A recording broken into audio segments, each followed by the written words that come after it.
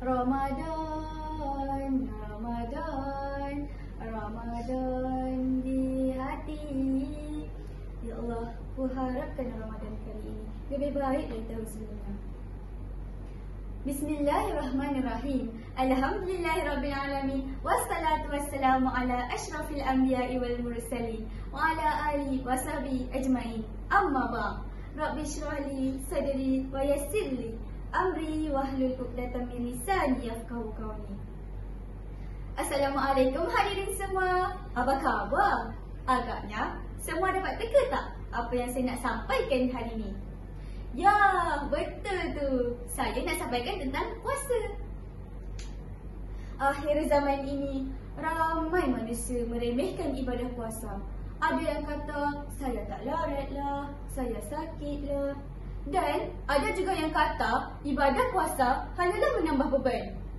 Malah, mereka sampai berani terang-terangan makan masa siang hari di bulan Ramadan. Terutama sekali kaum wanita. Kerana ada lesen besar katanya. Ish. Depan-depan orang pula tu. Tak ada malu, tak ada segan.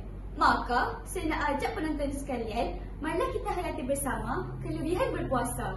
Kerana puasa dapat membentuk alat yang mulia. InsyaAllah. Firman Allah dalam surah Al-Baqarah ayat ke-183. A'udzubillahi minasyaitanirrajim. Ya ayyuhallazina amanu kutiba alaikumussiyamu kama kutiba alal ladzina min qablikum la'allakum tattaqun. Maksudnya, wahai orang-orang yang beriman, diwajibkan atas kamu berpuasa sebagaimana diwajibkan atas orang-orang sebelum kamu agar kamu bertakwa. Hadirin sekalian, ayat ini menjelaskan tujuan sebenar ibadah puasa diperintahkan kepada kita adalah untuk menggapai ketakwaan. Tetapi kerana lemahnya iman, ramai manusia meremehkan ibadah puasa yang hanya dapat lapar dan dahaga. Bila berbuka, membazir dek kerana membeli belah terlampau ikutkan nafsu. Malah ada yang lebih dahsyat, bila berpuasa, ibadah pula ditinggalkan. Hadirin tahu tak? Umat Islam pernah berperang dalam keadaan mereka berpuasa. Masya Allah, hebat kan? Jika kita imbau kembali zaman Rasulullah SAW dan para sahabat di mana mereka berperang menghadapi musuh Islam dalam keadaan mereka berpuasa. Dengan pertolongan Allah Subhanahu Wa Taala, umat Islam menang dalam peperangan Badar. An Abi Hurairah anna Rasulullah SAW qala, "Idza jaa Ramadan futihat abwabul jannah wa ghulqat abwabun nar wa suffidat asyayatin." Rawah Muslim. Maksudnya, apabila datang Ramadan, maka dibuka pintu syurga dan ditutup pintu neraka dan dibelenggu, diikat syaitan. Hadis riwayat Muslim. Dalam bulan puasa ni, syaitan dah diikat. Tapi, kenapa masih berlaku kemungkaran? Nampaknya memang tak lain tak bukan sebab terlampau ikutkan hawa nafsu. Hadirin yang dirahmati Allah sekalian, Ramadan itu bagaikan sungai yang luas, deras, jernih dan bersih airnya yang Allah telah sediakan untuk kita mandi dan membersihkan diri kita sesuka hati di sungai itu. Allah tahu kita sebagai manusia tidak luput dari dosa.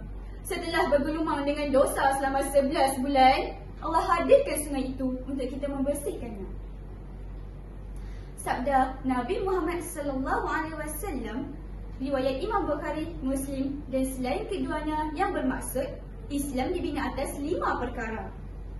Mengakui bahawa tiada Tuhan yang disembah melainkan Allah, menunaikan sembahyang, mendirikan sembahyang, mengeluarkan zakat, menunaikan haji dan puasa pada bulan Ramadan.